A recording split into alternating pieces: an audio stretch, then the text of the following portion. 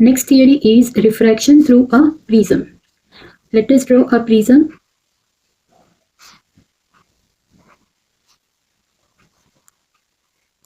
A, B, C.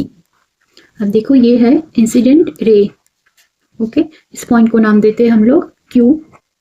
यहाँ पे ये होगा नॉर्मल, तो ये होगा एंगल ऑफ इंसिडेंस. अब देखो रे यहाँ से इस तरह से रिफ्रैक्ट होगा, ठीक है. यहाँ पे ये AC सरफेस के ऊपर मैं यहाँ पे दूसरा एक नॉर्मल बनाऊंगी, ओके.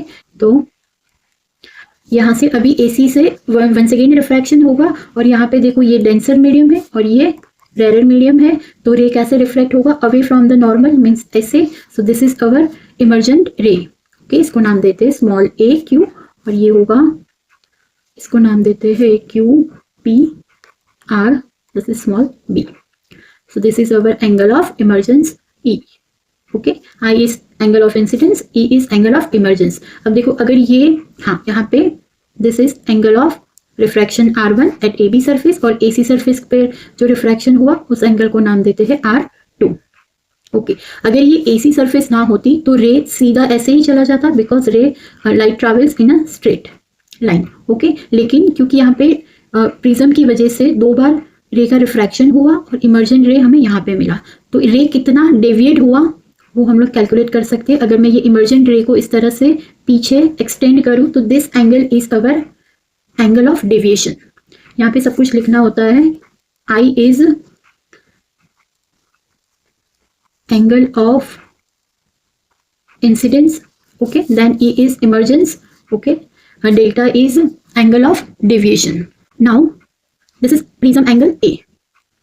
अब देखो ये जो है ना, this is we can write as delta 1, मतलब कि ये AB सरफेस के ऊपर ये रे कितना डेविएट हुआ, दैट इज डेल्टा 1, ओके. और जो AC सरफेस के ऊपर रे कितना डेविएट हुआ वो होगा डेल्टा 2, ठीक है. अब देखो ज्योमेट्री यूज करके हम लोग लिख सकते हैं कि A Q P और R.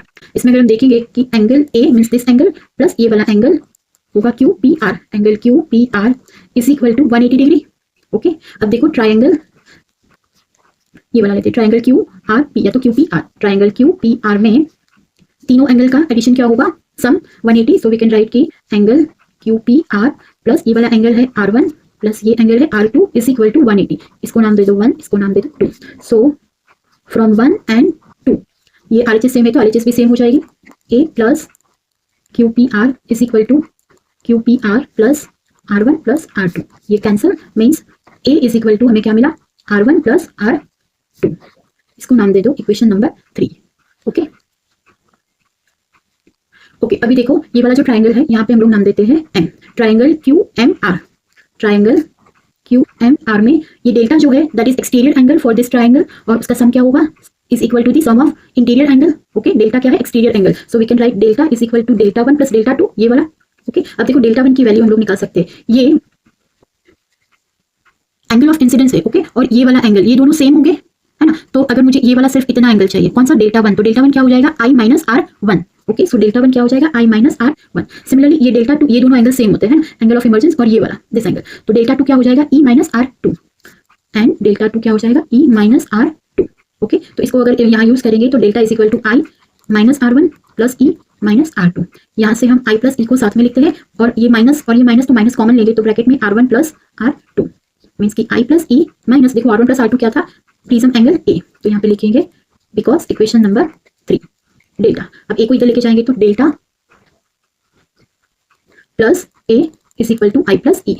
This is very important equation, okay. This equation gives the relation between angle of deviation, angle of incident, angle of emergence and angle of prism, okay. This is the relation between delta A, I and E, okay. Thank you.